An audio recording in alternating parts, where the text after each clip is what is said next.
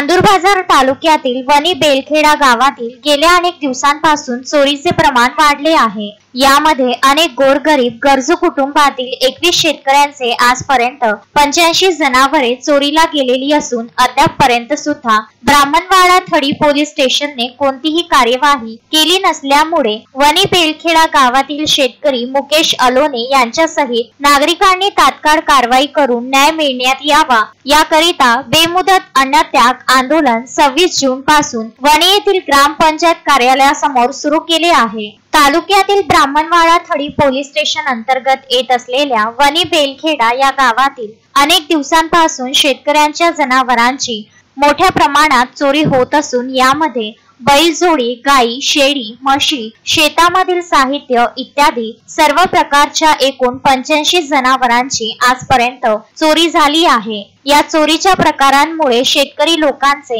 हजारो ते लाखो रुपयांचे नुकसान झालेले आहे। या सर्व प्रकाराची माहिती गावकऱ्यांनी Brahmanwada police station Amravati office यांना वारंवार देऊन सुद्धा पोलीस स्टेशनने कोणतीही कार्यवाही केलेली नाही, तसेच कोणत्याही प्रकारची चौकशी केलेली नाही। तर 1 मे 2025 रोजी मुकेश अलोने यांच्या गोट फार्म मधील 8 बकऱ्या चोरीला गेल्या असून 1.5 लाख रुपयांचे नुकसान झाले। या संबंधित पोलीस स्टेशन यांना माहिती देऊन सुद्धा कोणतीही कार्यवाही केलेली नाही। सदर घटनेबाबत गावकऱ्यांनी खासदार अनिल बोंडे यांना तक्रार दिली असता त्यांनी पोलीस अधीक्षक अमरावती ग्रामीण यांना कार्यवाही करण्यास सांगितले, परंतु अद्याप सुद्धा कार्यवाही किंवा चौकशी न करता खासदार अनिल बोंडे यांच्या पत्राला सुद्धा जणू काही पोलीस स्टेशनने केळाची टोपली दाखवली की काय असे दिसून येत आहे। माझं नाव मुकेश मधुकर अलोने, राहणार वनी। आम्ही इथे या गावातील शेतकरी आहोत आणि आमचं इथे सतत 10 वर्षापासून जनावरांची तस्करी चोरी होत आहे। आम्ही पोलीस प्रशासनाला रिपोर्ट FIR करून सुद्धा त्यावर कोणतीही या पोलीस स्टेशननं दखल घेतली नाही आणि त्यांना आम्ही 2 महिन्यापासून पाठपुरावा सुद्धा केला, तरी सुद्धा त्यावर कोणतीच दखल घेण्यात आली नाही आणि त्यामुळं आम्हाला या उपोषण करण्याची पाळी आमच्यावर या प्रशासनानं आणली।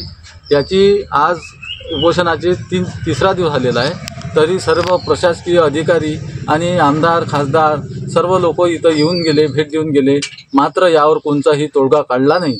आम्हाला या उपोषणानिमित्त की आमच्या गावात कायमस्वरूपी या चोरट्यावर बंदोबस्त हवा आहे आणि ज्या शेतकऱ्याचं जनावर चोरीनं नुकसान झालेलं आहे त्या शेतकऱ्यांना आर्थिक मदत म्हणून काहीतरी उपाययोजना केल्या पाहिजे, अशी आम्हाला लेखी स्वरूपात जोपर्यंत हे आम्हाला SP साहेब देत नाही तोपर्यंत आम्ही इथून उपोषणात हटणार नाही। बादल डकरे, विदर्भ न्यूज, चांदूर बाजार।